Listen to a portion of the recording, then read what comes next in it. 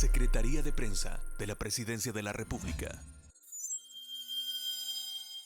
Muchas gracias, muy fino, y gracias por esta invitación de poder compartir con ustedes toda esta actividad relacionada que estamos haciendo como Sistema Nacional de Protección Civil en pro de la población salvadoreña. Así que muchas gracias. Más allá del susto a la cual algunos podríamos decir que estamos acostumbrados, ¿verdad? Porque vivimos en un país altamente sísmico, pero también cuáles son, digamos, las evaluaciones que se han hecho en cuanto a la identificación y la focalización de la actividad sísmica, que entiendo la tiene el oriente del país. Efectivamente, fue un sismo que se genera en las costas de Usulután, al sur, en donde tenemos de una magnitud de 6.8 en la escala de Richter. Eso implica la liberación de energía que este sismo tuvo. Es un proceso de subducción el que genera según el medio ambiente. Así que para ello los terremotos pues generan este caos, generan estos movimientos en donde primero perdón, tenemos el pánico de la población y segundo pues son eventos catastróficos que generan esta destrucción. Así que para ello el Sistema Nacional de Protección Civil, la Dirección General tiene un plan para poder generar esta respuesta ante estos eventos. Así que muchas veces en estas situaciones el sistema de comunicación se cae y no podemos tener esta comunicación, valga la redundancia, durante o después del evento. Así que es por ello que tenemos un plan, tenemos procedimientos establecidos en donde cada institución tiene el conocimiento de qué acción va a tomar ante este evento. Así que el sistema desde el primer momento salimos a monitorear todas las zonas del país, todo lo largo y ancho del país, todo el cuerpo de bomberos, los equipos tácticos de protección civil y todas las instituciones del sistema, coordinadas por el señor ministro de Gobernación, empeñadas en generar esta evaluación. La respuesta ante los sismos, primer paso es hacer búsqueda y rescate. Esa es la prioridad número uno y para ello pues hacemos esa inspección, ese monitoreo en todo el territorio para poder identificar y tener un diagnóstico. También se activa o se monta el COE, un centro de operaciones de emergencia, para poder ir generando esta respuesta. En caso de tener, a la hora de hacer el diagnóstico, datos importantes en donde tengamos personas lesionadas o fallecidos, destrucción, pues ya se activan todos los mecanismos de respuesta, incluso mecanismos internacionales, para poder generar esta respuesta.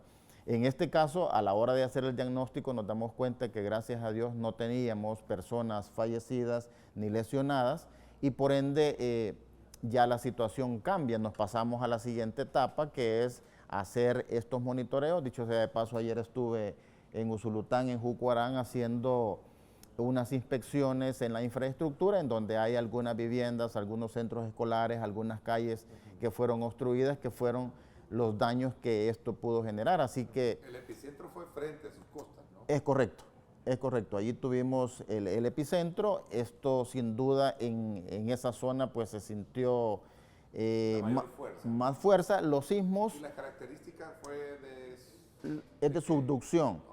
Los sismos tienen como dos escalas de medición. Una de ellas es la escala de Richter, que es lo que mide la magnitud, es decir, la cantidad de energía que se libera en el punto o en la superficie donde libera, valga la redundancia.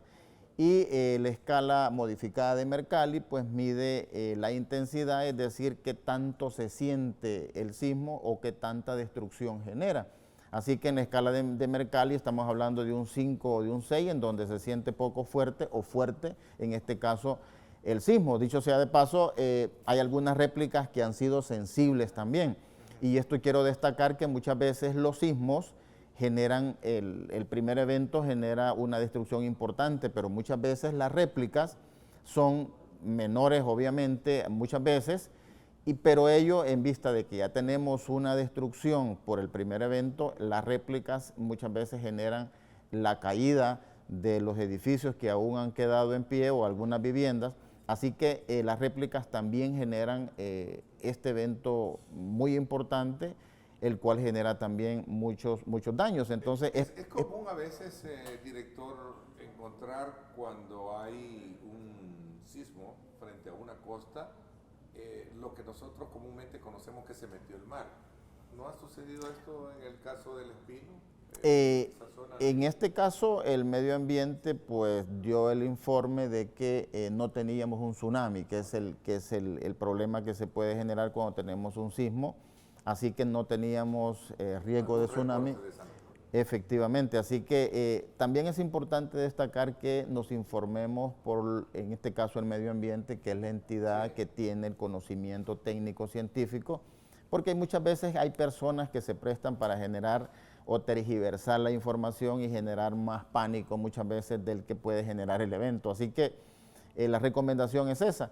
Hemos estado generando también como sistema, aparte de hacer esta evaluación en un primer momento, verificar las estructuras que han sido dañadas, pero también hemos estado dando algunas recomendaciones. Decir que en nuestras casas y en nuestros lugares de trabajo, obviamente debemos de tener un plan de contingencia para poder evacuar. Decir que la manera de evacuar, valga la redundancia, entre un sismo y un incendio son distintas. En un incendio, cuando se activa la alarma, si yo estoy en el edificio, en mi lugar de trabajo, y se activa la alarma de incendio, yo tengo que evacuar inmediatamente. No usar ascensores, obviamente, usar las escaleras. En el caso de los sismos, al sentir el movimiento telúrico, no puedo salir. Yo debo de esperar que pase el movimiento telúrico y luego ejecutar la evacuación. ¿Por qué no puedo salir durante el movimiento telúrico? Porque muchas veces el edificio no va a colapsar, no va a pasar mayor cosa, pero al caminar en gradas o en suelo con algunas superficies, con algunos relieves, puede generar caídas y puede generar lesiones. ¿Esta magnitud o esta intensidad también fue a nivel de la región o se sintió, como decimos a buen salvadoreño, más fuerte allá en Oriente que aquí? Bueno, los sismos, y qué buena su pregunta. Los epicentros son los lugares en donde se generan el impacto. A medida o en cuanto a las distancias, por ejemplo, en Aguachapán se sintió menor que en San Miguel, por poner un ejemplo, o que en Usulután. ¿Por qué razón? Porque a medida se van generando esas distancias, esas ondas expansivas, esas ondas expansivas van disminuyendo. Hay algunas, como las cuencas, como algunos terrenos, amplifican también esas ondas. Sin embargo, a mayor distancia, la intensidad o la frecuencia, en este caso, es menor. Así que en algunos lugares también se sintió, pero no como en Usulután, precisamente. Tengo una pregunta porque fíjese que yo, en el momento que sucedía la situación del temblor, lo primero que se me vino, porque aquí en San Salvador se sintió fuerte, ¿no? A todos nos asustó. Lo primero que se me vino a la mente, Dios mío, los chorros, ¿verdad? Que era la hora era una zona de tránsito y por no decir a veces hasta de congestionamiento en esa zona. Correcto. Lo primero que se me vino fue eso, ¿no? Y por la intensidad del movimiento que fue. Sí, como decimos, claro, definitivamente. Y para el 2001, ya nosotros nos tocó, bueno, precisamente estaba de turno, fue un sábado a eso de las 11:30 aproximadamente, y estuvimos precisamente en Los Chorros, lo que usted dice. Lamentablemente ahí colapsó los taludes que están en la carretera y tuvimos víctimas ahí. Así que también estuvimos atendiendo ese lugar que usted muy bien apunta, porque es lo que se le viene a uno a la mente lo primero. Precisamente al momento que hicimos esa evaluación de búsqueda y rescate, nosotros ya tenemos identificados como las zonas más vulnerables. Aunque todo depende, como yo decía, del lugar en donde se genera el sismo. También eso tiene mucho que ver. Sin embargo, hicimos toda esa evaluación y, como decía, gracias a Dios no tuvimos víctimas que lamentar. Digo, tenemos algunas viviendas con algunas grietas, algunas calles que fueron obstruidas con algunos pequeños derrumbes. En el oriente.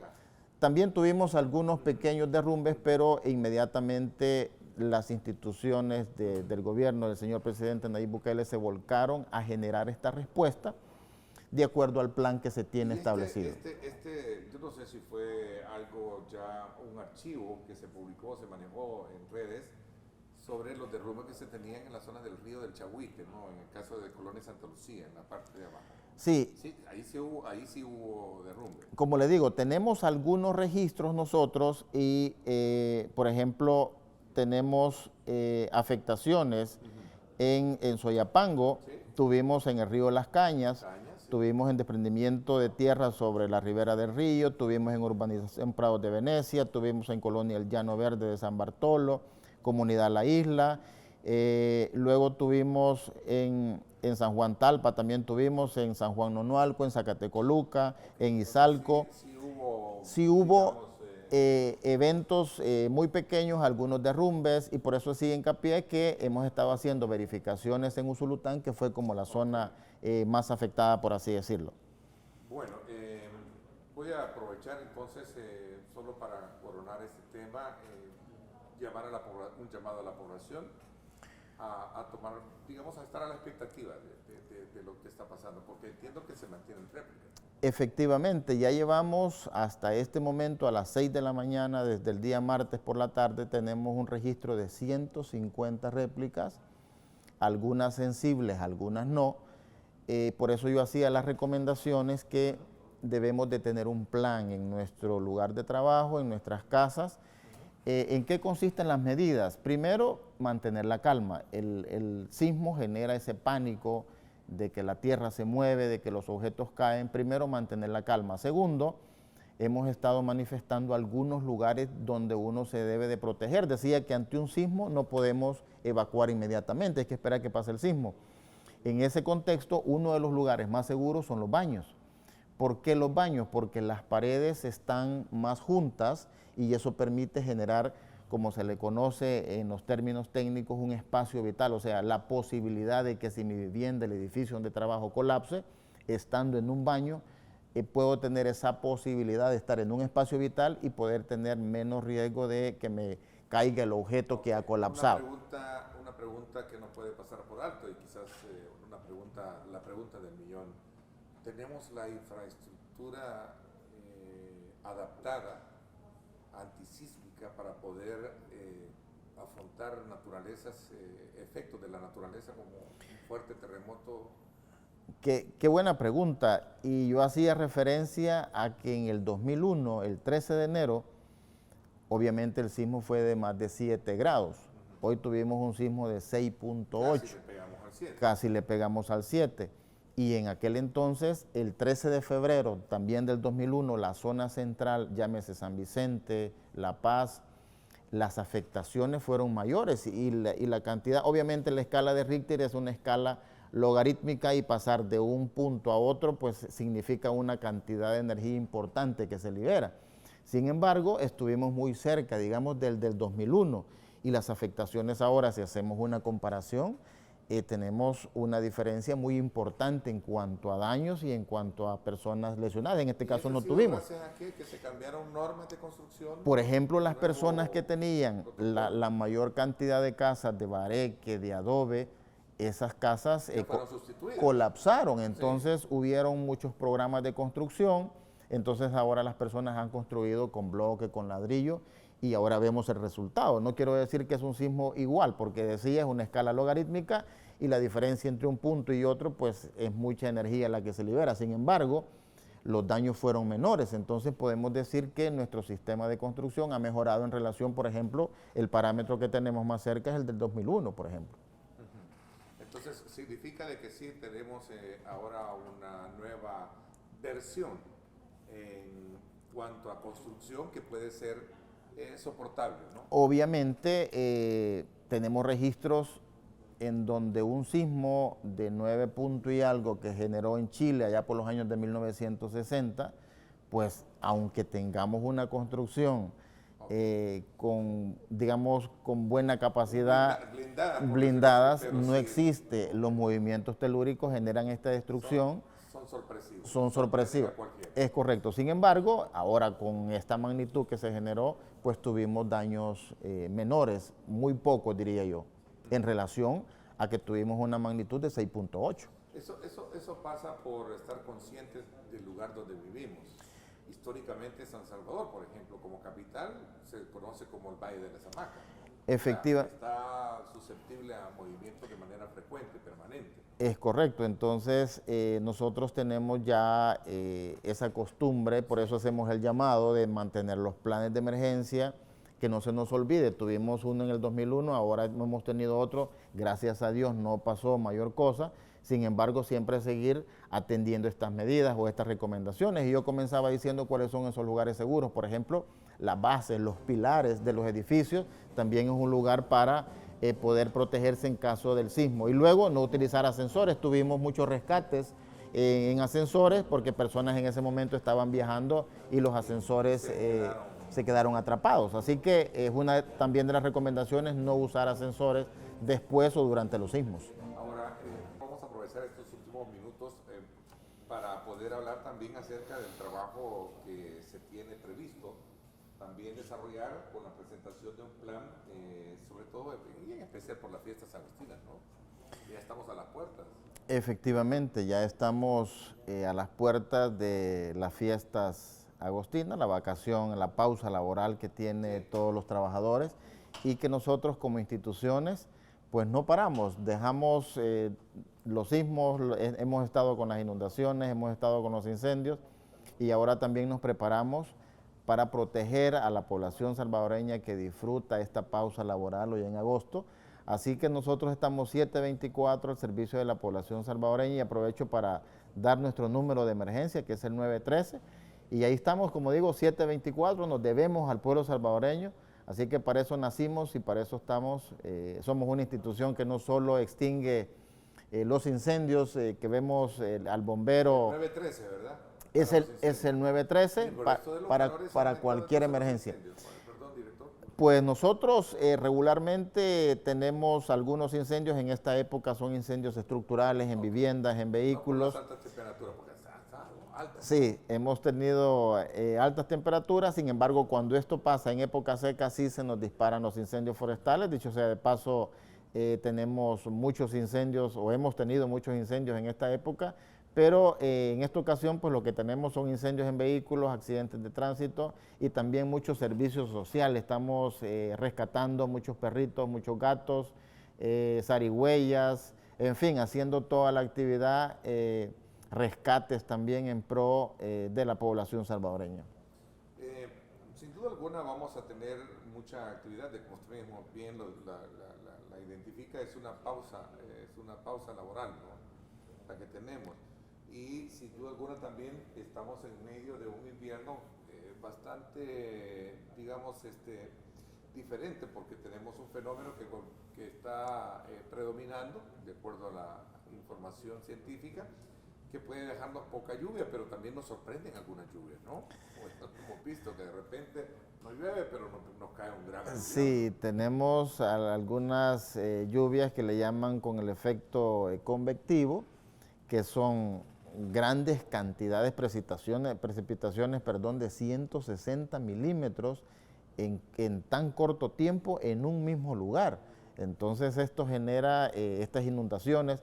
Y luego también hemos estado haciendo la recomendación, vimos en estas precipitaciones anteriores que viajaban en las quebradas, en los ríos, hasta refris, lavadoras, es decir, tiramos la basura a la calle, a los ríos en este caso, quizá con el objetivo de aprovechar que está crecido el río, lanzamos objetos también y luego estos generan taponamientos, tapan los tragantes, la circulación de las cuencas, en fin, entonces ya tenemos las inundaciones urbanas, así que también el llamado, nosotros como instituciones estamos haciendo labores preventivas, destapando tragantes, limpiando quebradas, haciendo estas actividades, el descopado de los árboles, pero también le pedimos a la población que pues haga su parte y nos colabore, en este caso poniendo la basura en su lugar. Así que esto también desencadena estos taponamientos y luego tenemos estas inundaciones que nos han dejado, como usted muy bien lo apunta, de acuerdo a estas lluvias que caen con mucha intensidad, grandes cantidades en un mismo punto en tan corto tiempo. Así que también estamos haciendo este tipo de actividades. Hoy en invierno tenemos inundaciones y, como decía, no dejamos de lado también la atención de las distintas emergencias.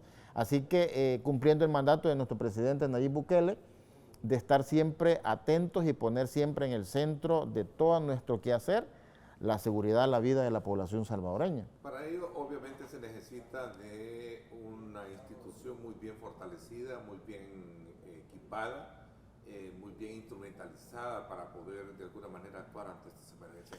¿Cómo ha sido hasta la fecha el trabajo de apoyo y sobre todo de, digamos, de capacitación y formación que se ha tenido en el cuerpo? Bueno, qué buena pregunta. El señor presidente Nayib Bukele decidió transformar esta institución. Decir que yo tengo 32 años, más de 32 años de estar en esta institución, y me acuerdo allá por el año 91, cuando nosotros entramos, éramos menos de 200 bomberos operativos para todo el país.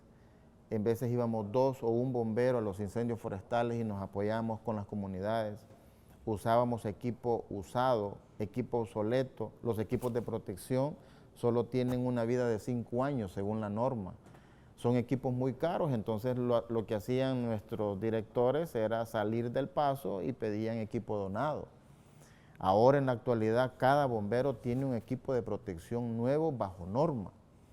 Ahora tenemos los recursos necesarios para poder estar atentos a responder a estas emergencias. Imagínense que en los incendios forestales, en topografías accidentadas, demanda mucho talento humano para poder extinguir estos incendios. Y nosotros íbamos 2 bomberos, 3 bomberos, con suerte.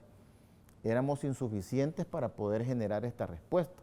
Ahora tenemos este talento humano, lo necesario para poder atender estas emergencias, los recursos, el equipamiento. De nada sirve tener un recurso si no le damos la protección. ¿Cuáles son las enfermedades profesionales que adquirimos los bomberos? El cáncer y los infartos.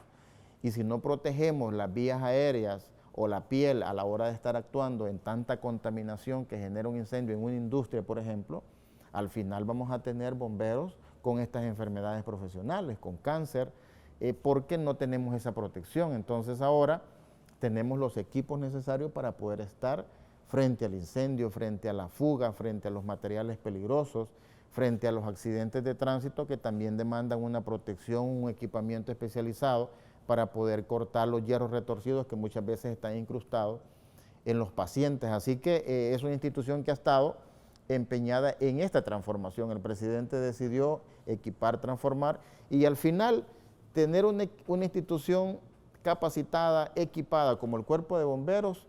Lo que logramos es que como efecto secundario es tener una mejor respuesta, ser más eficientes, más eficaces a la hora de responder. Ahora, ¿cuánto ha cambiado? Me refiero desde que usted llegó, que eran 200, decía.